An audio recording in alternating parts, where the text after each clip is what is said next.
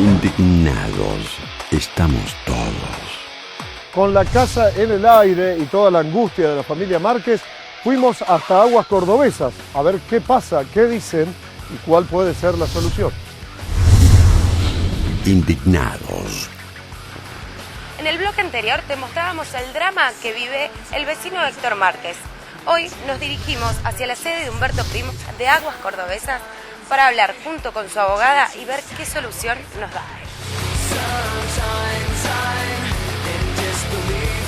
Bueno, y nos encontramos con la doctora Vanelli a minutos nomás de haber celebrado el acuerdo. ¿Cómo estás y a qué acuerdo llegaron? Bueno, hola primero. Hemos llegado al arreglo por la reparación total del daño. Se pasó un presupuesto, Aguas Cordobesas va a poner el 100% del presupuesto que pasamos y se compromete por otra parte a hacer las reparaciones en el pozo. Toda la parte de vereda y saneado del pozo es a cargo de Aguas Cordobesas. Y el tiempo estimado que le dieron a cobrar este cheque, que es el que le han ofrecido. Nosotros hemos celebrado el acuerdo hoy con 15 días para que Aguas Cordobesas haga efectivo el pago y el desistimiento de la acción del derecho por parte de la clienta, digamos. Tenemos que aclarar también que es un caso sumamente excepcional el que en este momento está haciendo Aguas Cordobesas, porque nunca toman el pago al 100% más que todo. No solamente el tema del pago al 100%, sino también la urgencia con la que se resolvió. Digamos que el caso es bastante excepcional porque la casa está volando literalmente, está flotando en el aire. Por eso se atendió con urgencia el tema, pero digamos es muy excepcional. Normalmente se paga un porcentaje del presupuesto que se presenta y no en estos plazos. ¿Cuánto tiempo te demoró a vos, del comienzo del reclamo de él, a llegar hoy a este acuerdo? Y aproximadamente un mes y medio. Es bastante rápido. Por eso es lo raro del tema, digamos. Bueno, a partir de hoy empiezan a correr los días para que Aguas Cordobesas haga efectivo lo que prometió. Indignados estamos todos. La violencia en el hogar se genera cuando una persona cree que tiene poder sobre otro, ya sea física, psíquica o económicamente, y algunas veces el desenlace en estas situaciones suele ser fatal. 7 mujeres murieron en Córdoba víctimas de la violencia de género en el primer semestre del año, según el informe difundido por el Observatorio de Femicidios Adriana Maricel Zambrano. En total, en el país hubo 119 víctimas de la violencia machista. Una puñalada en el vientre terminó con la vida de Sandra Quispe, una mujer de 33 años que fue asesinada por su pareja, de la que se había separado pocos meses antes. El 12 de mayo del 2010, a las 6 de la tarde, mi hermana fue una más de la víctima de feminicidio. Su ex marido, después de haber tenido una restricción al acercarse a ella, un acoso total durante 9 meses que estuvo separada, acoso, seguimiento, mensajes de texto, la seguía, un acoso total. Mi hermana tiene un departamento interno en el fondo, él llegó y la mató. Desde ese día estamos buscando justicia, estamos buscando un juicio, que es algo que cualquier persona se merece, cualquier ser humano quiere. La felicidad que a diario Sandra mostraba a todo el mundo era una máscara que estaba tapando lo que estaba pasando dentro de su hogar. Su pareja había cambiado aspectos de su personalidad, pero nadie pensó que esto iba a derivar en un trágico final. Sandra era una persona muy alegre, simpática, pero ya hacía más de 2 años que no era la misma, que no se le veía la alegría, y uno no sabe nunca qué pasa. Siempre le preguntaban, ¿qué pasa? ¿Todo bien? Sí, todo bien, todo bien. Pero detrás de las puertas, hoy en día nos damos cuenta, y después que se separó nos dijo muchas cosas que nunca supimos. Ella decía, tenía un carácter que vos no sabés con qué salir. O está enojado o no te habla en días, y de pronto te dice, poné la pava. Estuvo por separarse antes, un año antes, y no se separó porque ella decía, bueno, a mí me dieron una familia, y es como una frustración para alguien que se va a separar. Y él siempre fue amable, muy predispuesto. Jamás nos hubiéramos imaginado que él iba a hacer algo así, jamás. Sí hubo un momento en que hubo un cambio, pero digamos, o sea, en el último tiempo de la relación Sandra estaba sola. Él no la acompañaba a ningún lado. Y entonces en todas las reuniones estábamos todos en pareja, entonces Sandra siempre quedaba sola. Y ella decía, tengo marido y parece que fuera madre soltera. Las continuas amenazas de las que era víctima Sandra llevó a plantear numerosas denuncias ante la justicia. Pese a todo, el asesino de Sandra sigue en libertad, mientras su familia reclama justicia. Y bueno, después de todo esto, que la manipuló, mi hermana hizo denuncias, todo, y una semana antes de la restricción llamó una semana antes de que él le quitara la vida a mi hermana, vino una carta de tribunales para ver si él seguía acosándolo. Mi hermana dijo que no, porque no tenían contactos. Entonces, bueno, y la semana después, él la mató a mi hermana. Tiene muy buenos abogados, que no sabemos cómo les pagan, de dónde salen esos fondos, y hasta el día de hoy lo han declarado inimputable. No está libre, sino que él está en un centro psicoasistencial y va, digamos, de un lugar a otro, pero tampoco está preso. Es una persona que es coherente, sabe lo que hizo aunque no está arrepentida, y que la personalidad de esta persona es muy manipulatoria. Cuando un hecho de estos termina en una fatalidad, ¿es que falló el sistema? ¿Se puede evitar un desenlace de estos? Los profesionales dicen, aclaran, que es muy importante la educación. También hay como una sobredosis de expectativa en lo que puedan hacer el Poder Judicial con respecto a estas cuestiones, cuando en realidad estas cuestiones son muy anteriores, es decir, cuando esto llega a manos del Poder Judicial estamos ante un conflicto severo que tiene muchos años, ¿no? Entonces, las políticas públicas de prevención tienen y de hecho están empezando mucho antes y tienen que ver con la educación. Tienen que ver con una educación en donde la no violencia, una educación en el respeto, una educación en el crecimiento. También tienen que ver con estos cambios que estamos viviendo socialmente, es decir, hay toda una transición sobre los roles tradicionales de lo que es lo femenino y lo masculino, ¿no? Es decir, antes mamá se quedaba en casa, cocinaba, papá salía a trabajar, hoy ya no es así esta cosa. Esto también genera mucha movilización. Los chicos más jóvenes la tienen clara, cambian pañales, colaboran con sus mujeres, se dividen las tareas. Hay sectores de la sociedad donde todavía eso no se ve. Las mujeres que superaron este tipo de situaciones intentan rehacer su vida, aunque reconocen que siempre quedan miedos latentes. Todas coinciden en destacar que lo importante es pedir ayuda, porque solas no se puede. Pude volver a hacer algo que a mí me gusta, ir a la facultad, poder salir, ir al centro. No podía ir al centro, no podía ir a la terminal, me cuesta, o ver que alguien pelea.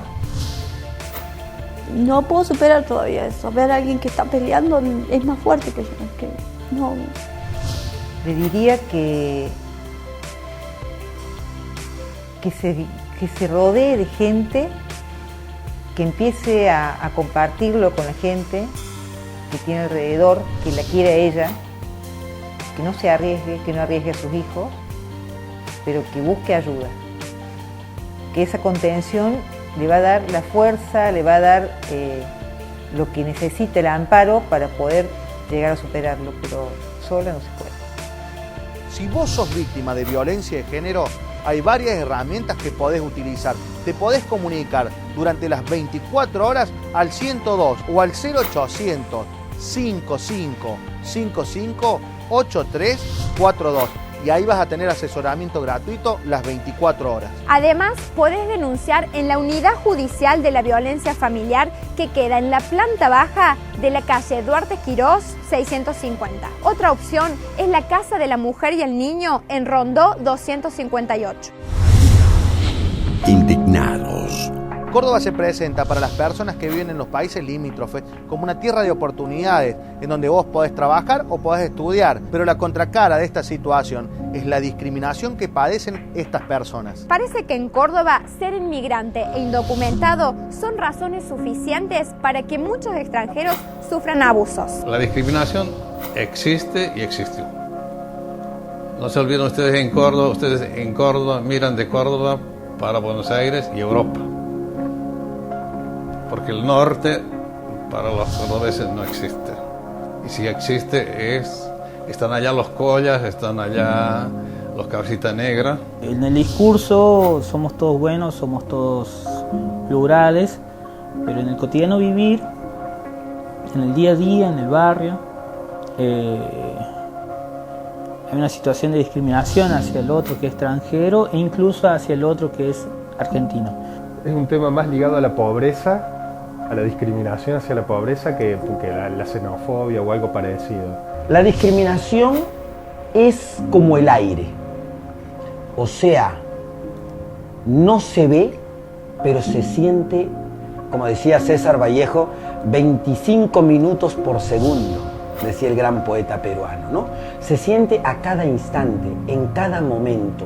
Tanto es así que gran parte de nuestra población le cuesta siquiera decir soy peruano.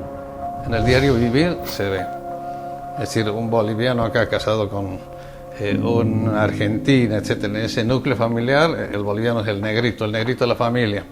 Se lo dirán con cierto afecto, pero sigue siendo el negro. El boliviano, el peruano, el paraguayo, justamente molesta.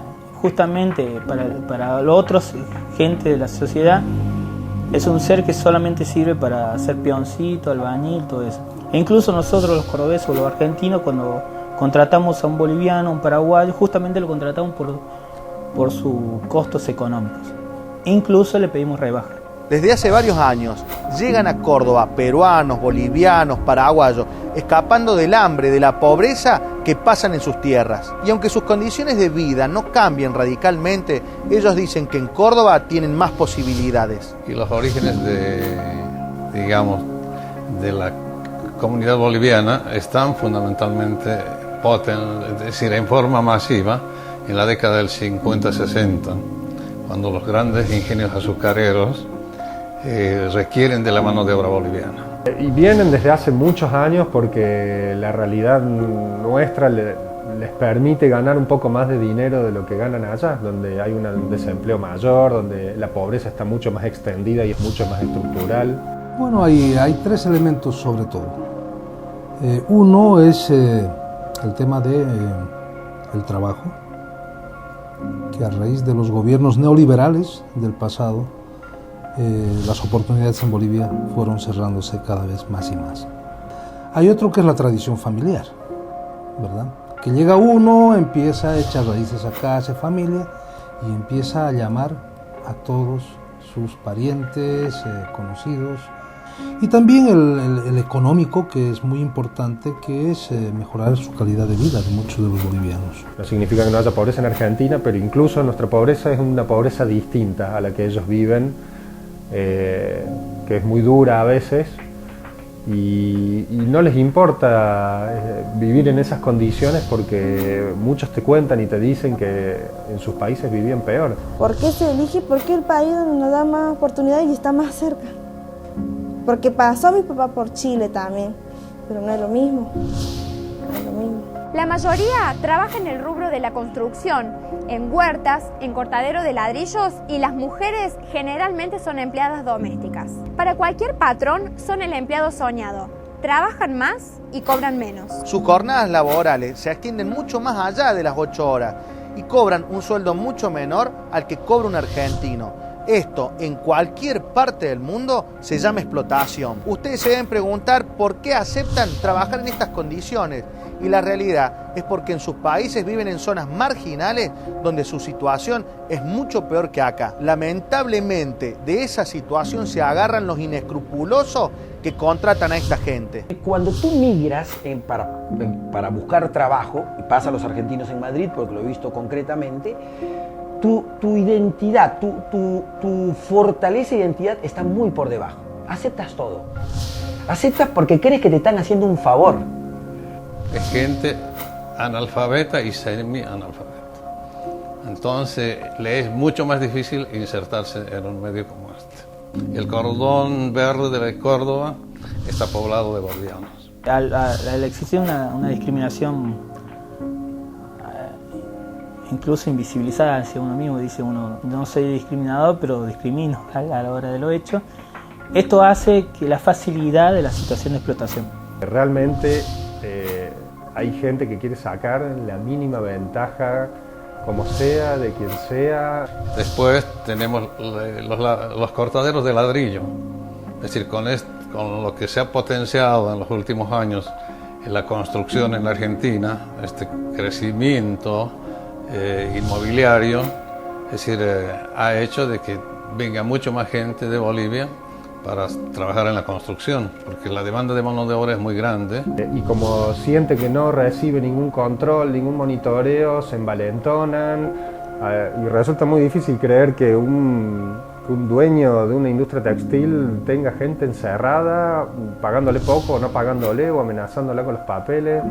Cuesta creerlo, incluso a veces empresas grandes. Es decir, todos esos trajes que vestían los de la farándula, de Tinelli para abajo, bueno, estaban fabricados por bolivianos en esos establecimientos, de 2 pesos de costo de mano de obra, y en el mercado, digamos, nacional tenían altos costos. Según el Banco Interamericano de Desarrollo, inmigrantes de países como Perú, Bolivia o Paraguay cobran un 38% menos. Y al referirnos a la situación en Córdoba, muchos inmigrantes viven en pensiones donde realmente las condiciones son muy precarias. Trabajan por lo general toda la familia, porque eso también es una cuestión cultural muy fuerte, porque viven en la extrema pobreza en Bolivia y llegan acá donde tienen una pobreza que no es tan extrema, pero sigue siendo una gran pobreza, y viven a veces 5, 6, 7 personas en una casilla de chapa, sin agua potable, a veces incluso en algunos lugares sin energía eléctrica. Yo también llegué a vivir con mi mamá en una habitación donde había alquilado en una pensión, donde éramos una habitación donde éramos 4, mi papá, mi mamá, yo y mi hermanita era más chica, donde también fue algo muy duro, vivir también con personas que no conocías, compartías el mismo baño, porque se compartía el mismo baño para 8 habitaciones, donde vivían por habitación 3 personas. El programa está interesante. Quédate a ver cómo sigue Indignados. No te vayas. Estudio Contable y Gestión de Empresas, Leiva Bischoff. Asesoramiento en Administración, Laboral, Impuestos, Contable.